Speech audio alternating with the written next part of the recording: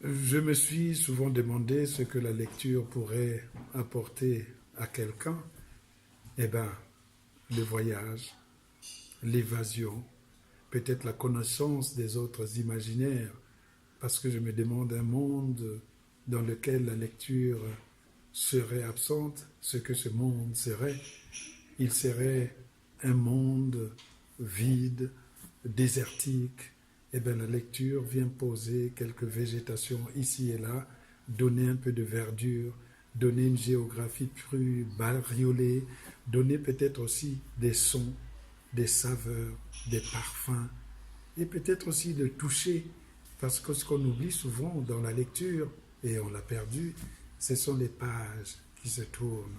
Quand une page se tourne, c'est comme un soleil qui s'était levé et qui se couche, mais la page suivante donne un autre soleil qui se lève encore plus brillant.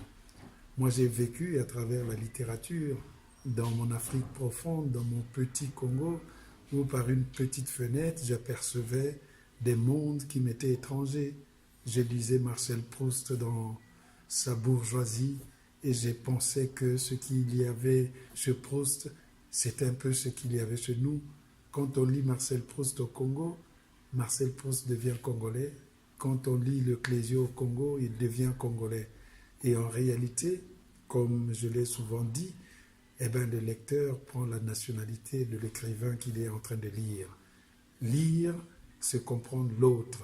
Et peut-être que si nous nous étions lus les uns les autres, les continents les uns avec les autres ou les uns et les autres, peut-être qu'il y aurait plus de tolérance, plus de courtoisie. Et la lecture, c'est le début de l'échange. Cet échange qui reste permanent parce que c'est un échange d'imaginaire.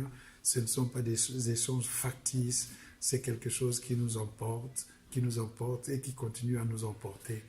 J'ai choisi la littérature parce que je savais que c'était là le centre de gravité de la connaissance, le centre de gravité même de la liberté. Un peuple qui lit est un peuple libre.